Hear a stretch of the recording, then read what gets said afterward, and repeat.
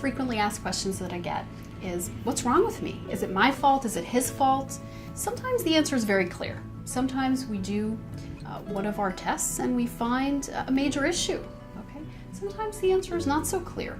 And sometimes we only find little small things that don't prevent you from getting pregnant altogether, but may just decrease the chance of success. But the good news is, even in the setting of what we call unexplained infertility, most of our treatments still work in that case.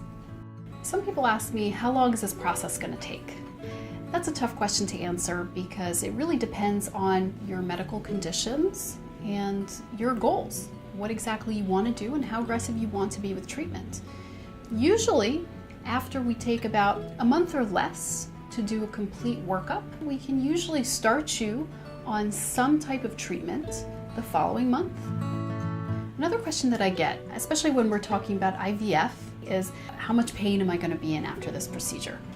So I just want to reassure people that when we're discussing IVF or in vitro fertilization, the so-called painful procedure is the egg retrieval. That's a procedure where I actually take a needle and remove eggs from the ovaries. Okay, there's no cutting, stitching, or anything like that. You don't have any scars or bruises. It's all just a vaginal procedure. The good news is it is under anesthesia. The anesthesia is administered by an anesthesiologist, so it is quite safe.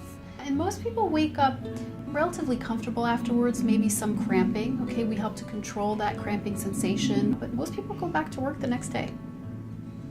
Sometimes patients have heard there's no way that you're ever going to get pregnant with that diagnosis, whether that's from friends or previous physicians. There are very, very few diagnoses where you will not get pregnant. I almost never say that to patients.